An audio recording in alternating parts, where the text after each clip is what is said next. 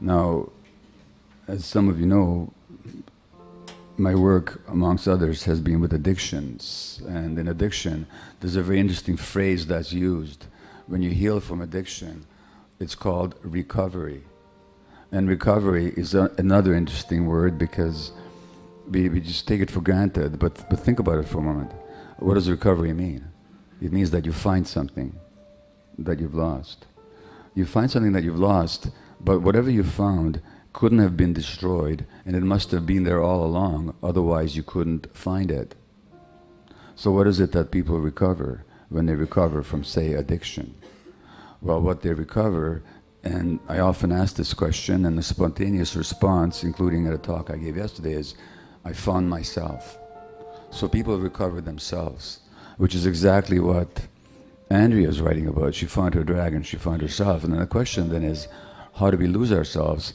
And why is it so difficult to reconnect? And how do these experiences with the plants help us? How do they facilitate this reconnection? And that question leads to the very essence of trauma. Because what I'm suggesting is that it's trauma that makes us disconnect in the first place. In fact, it's not that trauma that makes us disconnect. Trauma is the disconnection. And my friend Peter Levine, who is one of the world's trauma experts, written a wonderful book, amongst many other wonderful books, called Waking the Tiger. And he defines trauma as the loss of connection with yourself. He says a fundamental fracture, a loss of connection to ourselves, our families, and the world around us. This loss is often hard to recognize because it happens slowly over time. We adapt to these subtle changes, sometimes without even noticing them. And so, trauma is not the external event that happens. Trauma is the impact of that event, which is the disconnection from ourselves. And because it can be subtle and happen over time, we actually adapt in such ways that we believe we're the adaptations. We start to think that we are the adaptations that we've come to as a result of the trauma of disconnection. So we start to believe that we are the disconnection, and we are the forms and manifestations that disconnection assumes. Now, this definition that Peter gives is also the one given by other great spiritual teachers. Eckhart Tolle says, basically all emotions are modifications of one primordial, undifferentiated emotion that has its origin in the loss of awareness of who you are beyond the name and the form. And that's associated with a sense of abandonment, with a sense of incompleteness. And he says the simplest word for it is pain. But pain, of course, it's so non-specific. It's that loss of self. And my other great mentor, A.H. Almaas, writes, the fundamental thing that happened, and the greatest calamity, is not that there was no love or support. He's talking about in childhood. Let me pause here for a moment and tell you that as a physician, I found that it doesn't matter what the ailment is. The essence of it is the loss of connection to the self. So whether you've got multiple sclerosis, whether you've got rheumatoid arthritis, chronic fatigue, colitis, Crohn's disease, chronic asthma, cancer, ALS, it actually begins with a disconnection from the self. I will not have the time to prove that to you today. That's a whole other talk. I'm just telling you my conclusion about that. I've written about it. If you're moved to do so, you can read about it. But the essence of all this dis-ease or disease is that disconnection from the self and the result of the adaptations. It's not that the disconnection makes us sick, it's our adaptations to that disconnection that make us sick. So what begins as an adaptation, and I'll tell you a little bit more about that in a moment, ends up causing illness. And whether that's physical illness or mental illness, it doesn't matter. It all comes to the same thing. And the same with addiction. So addiction is just another adaptation. Addiction some of you know I worked in the downtown east side of Vancouver. North America is the most concentrated area of drug use, and every person down there had been abused as a child. And all the women I worked with had been sexually abused. All the men had been traumatized sexually or in other ways. The addiction is not the problem. The reason that we don't treat addiction very well, which is to say that we don't treat it very well is an understatement, is precisely because we don't get that the addiction is not the problem. The addiction is an adaptation. And let me just give you my definition of addiction. Any behavior that gives you temporary relief, pleasure, that you crave, and that you pursue despite negative consequences. So that's an addiction. Any behavior. Drugs, sex, gambling, internet, relationships, work, whatever it is, eating. It's any behavior that provides temporary relief and pleasure, and you crave despite the negative consequences. So that's an addiction. So let me ask you, by that definition, how many of you would agree that at some time or another you've had some kind of addictive pattern in your life? Just raise your hands, would you? Okay, all right. So let me ask some of you that are willing to say so. And I'm not going to ask you what you're addicted to or when or for how long, but simply, what did it do for you? Not what was wrong with it, but what did you like about it? Okay, so anybody? Yes? It gave you pleasure. Okay, great. Thank you. Who else? Yes. I'm sorry? An avoidance of the other. An avoidance. The pressure, the stress, the conflict. Okay, avoidance of conflict. Thank you. Yes. It eases the pain. Yes. Distraction from the pain. Okay, great. So thank you. I mean, we could go on, but can you see that everything you said, easing of pain, avoidance of conflict, pleasure, these are normal human aspirations. There's nothing wrong with any of them. In other words, the addiction wasn't your problem. Your problem is, how come on God's green earth you could find no pleasure? Something had blocked your capacity to experience pleasure and joy. Something had created so much conflict in your life that you had to escape from it. Something had given you so much pain that you needed distraction or relief from the pain. And hence my mantra, the first question is not why the addiction, but why the pain. And that pain goes back to that original disconnection. And so my other teacher, A.H. Alma, says, speaking about childhood, the fundamental thing that happened and the greatest calamity is not that there was no love or support. The greater calamity, which is caused by that first calamity, is that you lost the connection to your essence. That is much more important than whether your mother or father loved you or not. And by extension, I'm going to make the perhaps astonishing statement that the fundamental problem was not that you were sexually abused, was not that you were beaten, was not that you were abandoned, not that your parents couldn't love you the way you needed to be loved. It's that as a result of all that, you lost the connection to yourself. That's the trauma. So there's the external event, then the impact. And although it's impossible to have it happen this way, but had you been beaten and abused, but had that not resulted in the disconnect from yourself, you would not have been traumatized. And so that what are we looking for then is that reconnection with ourselves. And the loss of connection itself is an adaptation. Why is that an adaptation? Because if it's so painful to be myself, I better disconnect. If it's so painful for me to be aware of my gut feelings and to be able to assert them and to manifest them and to declare them, I better disconnect from my gut feelings. And it's that connection from the gut feeling, which happens right in the body, that's the trauma. And then we spend the rest of our lives trying to compensate. How do we compensate? Well, through addiction. Or we compensate by developing certain personality patterns that then will somehow try to get us indirectly what we didn't get in the first place, which is the love that would have allowed us to connect to ourselves. So then we become our personalities. At least we become who we think we are as a personality. So if you didn't get the attention that you needed as a child, just for yourself, then you might become consumed by attracting attention, then you're going to be attractive all the time.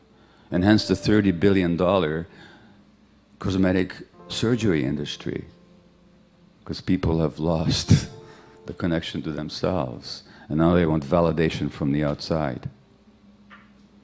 Or you didn't get the approval you needed for who you were, now you want to win approval from others as a substitute. You weren't valued for who you were, now you're consumed by measuring up to others' expectations so that you can get your sense of value through what others think of you, what other people think of you. You weren't esteemed for who you are, now you're going to be wanting to impress people all the time. And then these are all adaptations. These are all adaptations. But we mistake ourselves for adaptations, and then because we couldn't be ourselves, because being ourselves would have meant too much pain, too much suffering, too much vulnerability. Vulnerability, the Latin word vulnerare, to wound. Our wound would be too raw. We cover up our vulnerability by these compensatory mechanisms, and we close our hearts. And when we close our hearts, we no longer know how to love ourselves or others. And we no longer have pleasure or joy. And then you have this statement by Meister Eckhart, who's the 13th century spiritual master, who says, a human being has so many skins inside, covering the depths of the heart.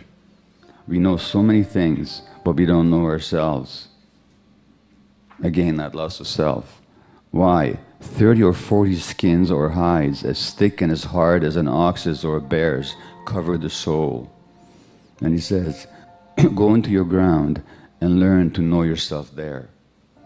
Well, why to develop these skins, these hides? These are the compensations. These are how we try and protect ourselves from that woundedness. And that same adaptation that helped us endure those early losses, and primarily the loss of ourselves, then become our burden, then become our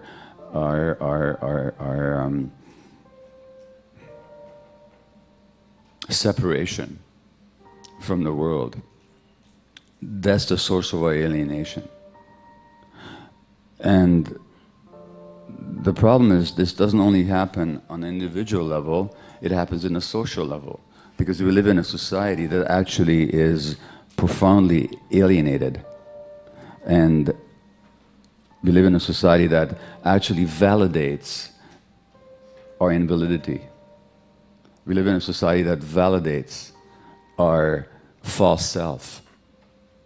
So that not only do we develop these compensatory mechanisms, it's even that we're rewarded for it. So let's say you're a deeply wounded person and you emotionally shut down so badly that your eyes go dead because you were hurt so badly you couldn't bear to look at reality. And let's say that you're so scared of vulnerability that you're going to attack vulnerability wherever you see it. And let's say that you feel so weak because you lost that connection to your true self, that you have to have power and control. You know what becomes of you? You become Prime Minister of Canada.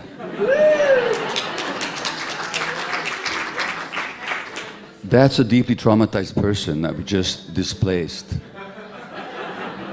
He is. He is. And now we've elected another one. Maybe not quite so traumatized. Maybe not quite so wounded. Maybe a little bit more connected. Maybe a little bit. That's the best we can hope for. What I'm saying is that the world rewards, or in my case, the world rewards my workaholism, because look, this wonderful doctor, always available for everybody except himself, and everybody except the people that really need him close to him. So the world rewards it, and so, as the author of the book, the Tibetan Book of Living and Dying says, the greatest achievement of modern culture is the brilliant selling of samsara. Samsara is the cycle of suffering, and its barren distractions. Modern society seems to me a celebration of all the things that lead away from truth, make truth hard to live for, and discourage people even from believing that it exists. So not only do we suffer this trauma, because our parents were unconscious or so hurt themselves that they simply couldn't help traumatizing us. We then have a world that validates the falseness, that validates the personality which was developed as a compensation for the loss. And that's why it's so difficult. And that's why even when people go into ceremony with a plant or with LSD, which is not a plant but a substance, or holotropic breathwork, or meditation, and whatever experiences they have, and there are experiences of tremendous insight that people can journey through these various modalities. The real difficulty is not in having those experiences. The real difficulty is then how do you make that experience live in your life? How do you manifest that insight in your daily living when the world is so intent of unrobbing you of the very truth of things? Because the economy, the capitalist economy, depends on your false sense of self.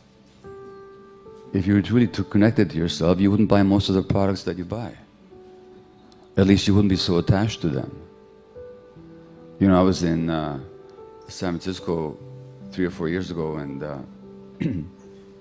my wife and I were walking somewhere in a downtown area, and we found this line of people, 4 or 5 abreast, right around the block.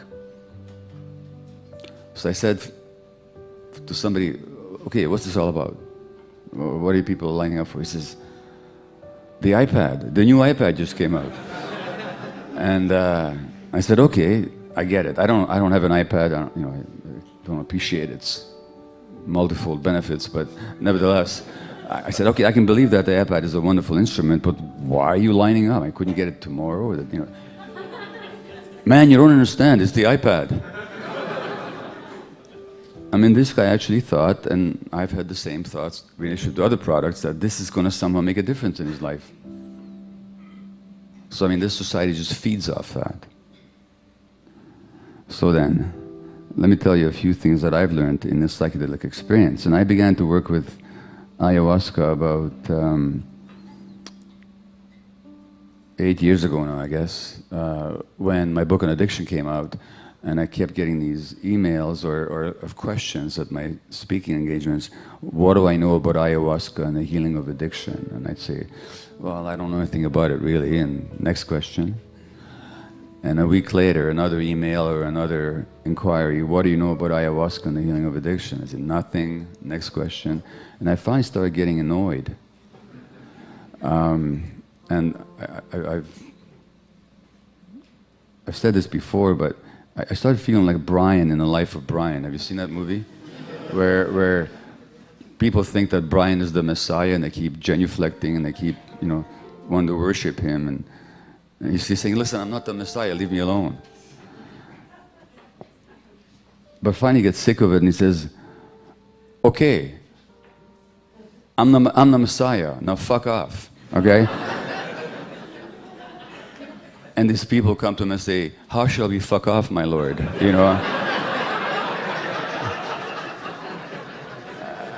And that's how I was with ayahuasca. Okay, I don't know anything about ayahuasca, now fuck off. And then I got the message that maybe the universe is trying to tell me something.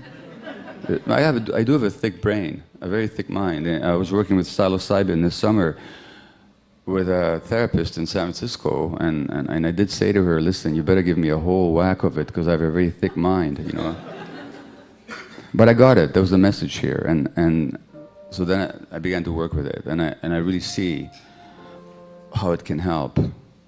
How can it help? And not just ayahuasca, but any path, any substance, and sometimes other paths that don't involve substances. I mean, one of the things I don't want to create here is the impression that I'm not one of these messianic believers in substances or plants. I really am not. Some of you maybe, I'm not. I don't think they're the answers to the problems of the world. I think it's too bad if they were, because they're never going to be around enough of them, and not enough people will participate in them, that they're going to be the answer. The answer is going to have to come from somewhere else. And where the answer is going to have to come from? Deep inside people, because the truth is already there. So the plants don't give us the truth. The plant help us manifest and see the truth. That's a great path, but I'm not messianic about it. But nevertheless, since we're talking about plants and the plant spirit, how can they help us? So in two ways, really. Well, at least two ways. The first one, when I first did ayahuasca, because somebody said, you know what, you can actually do a ceremony up here in Vancouver, and a Peruvian shaman that I know Andrew works with, Diego Palma, was up here, and he was leading ceremonies, and about an hour into it, this beautiful music was playing, and there were tears of joy and pleasure coursing down my face, and I felt this tremendous love, and it wasn't love. There was love for particular people, but it was much greater than that. And what I really got was that this love is actually my essence. Which is not to say, and the essence that I've been disconnected from all my life, these skins that I've developed over my heart to protect myself from the pain, because when your heart is open and the love is flowing, you really can get hurt. And last year in December in Yelapa, where I lead the retreats with ayahuasca, I had the experience of my heart opening up and trust connecting me with the universe, and I got that really that's our essence, that opening, that open-heartedness, that love is our essence. And if that's our essence, why don't we realize it? Why doesn't Stephen Harper realize it? Why don't the rest of us realize it? It's because it hurts so much when it's not reciprocated. It hurts so much when it's not understood. It hurts so much when it's wounded. And so we develop these skins, we shut down. And specifically about addictions like many other behaviors are all about escaping from the pain. But if we realize that that love is really our very essence, there's nothing to run away from. What's there to run, if you really get it? And the other thing that the plant spirits can do is they can connect us to the experiences in a very deep way that made us run in the first place. And so sometimes people talk about bad experiences with ayahuasca or acid or anything. From my point of view, when somebody talks about a bad experience, two things are going on. One is their personality, their mind is judging the experience, because the personality was developed in the first place to run away from the pain. And all these things that we think we are, they're just our personality, which was developed in the first place as a compensation not to feel pain. But secondly, it also means that when they had that experience, they didn't have the right guidance. Because in the appropriate context, and this is where I think I will probably not be the only one at this conference to emphasize this, but whatever you do, and I know some of you have journeyed by yourselves, I don't recommend it. If you choose that, you choose that. But really, I think we're such complicated, complex beings in the Western world, and there's so much cultural and psychological barrier between who we think we are and who we actually are, that it's really safer to engage in these journeys with people that are experienced and somewhat wise in helping us guide us through it. So when somebody talks about a bad experience, I say, no, you didn't have a bad experience. What you had is an experience where you experienced pain. What you had was an experience where you were in touch with a lot of fear, maybe even terror. But that pain and that terror, you've been carrying inside yourself all your life.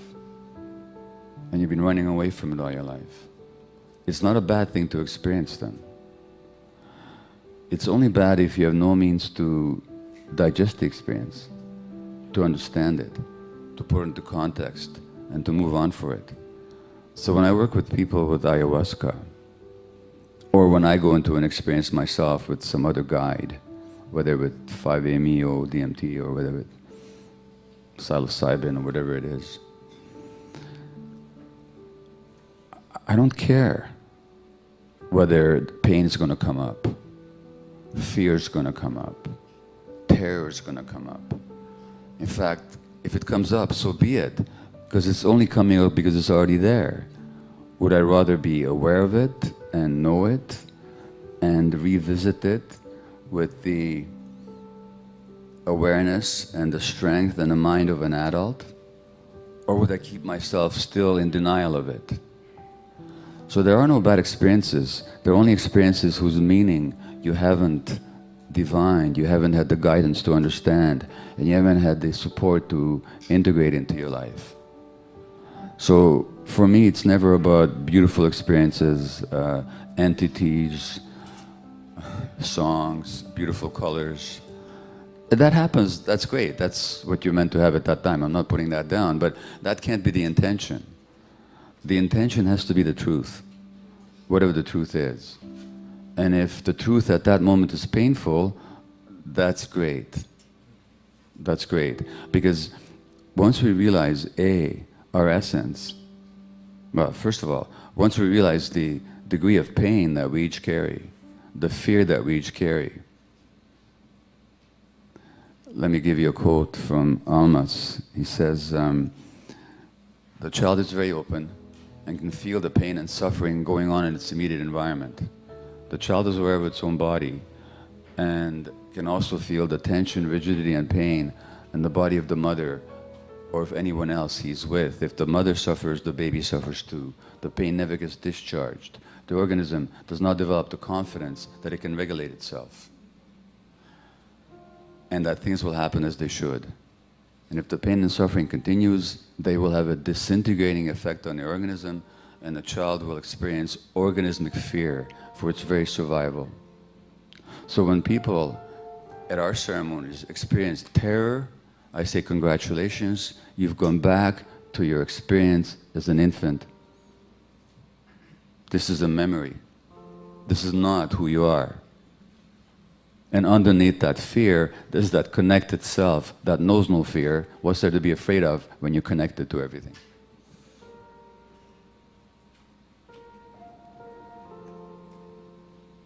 So those are the two major dynamics that I find helpful in the plant-spirit experiences.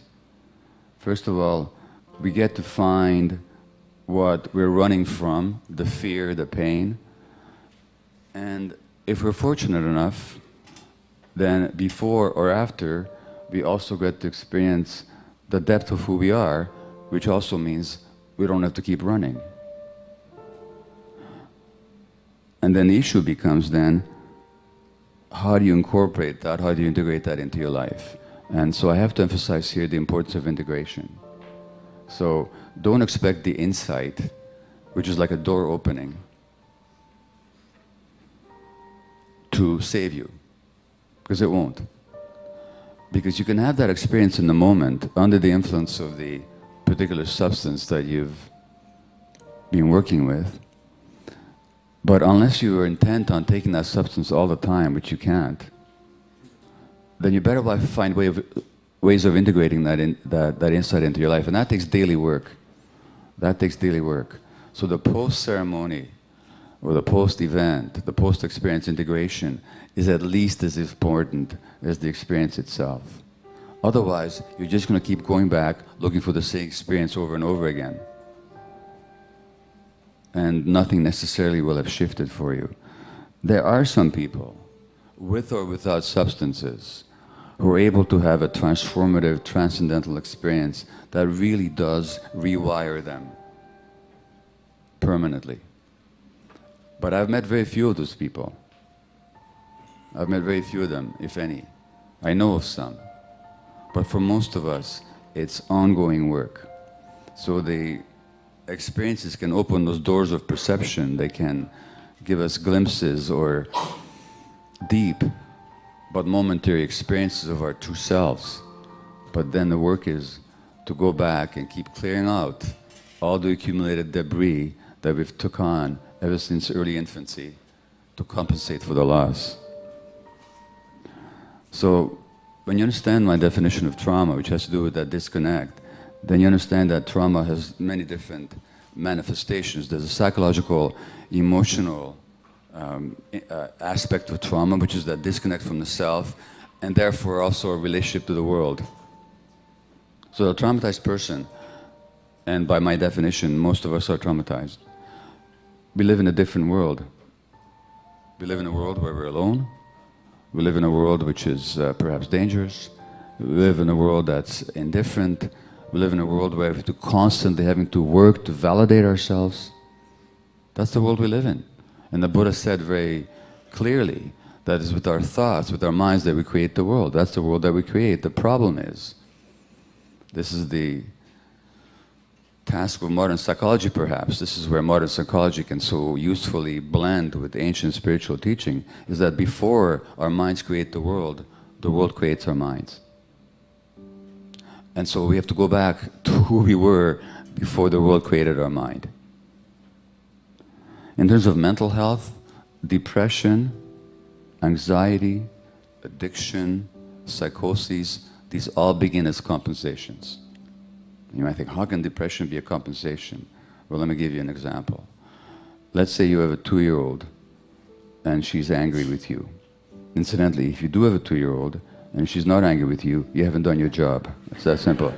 Because she cannot have a cookie before dinner. And she can't have a shiny knife to play with. And she can't pull the dog's tail. And she can't climb on the windowsill when the window is open. You have to say no. And 2-year-olds, like many of us as adults even, can't distinguish between their needs and their wants. So when you frustrate somebody's perceived needs, they get aggressive.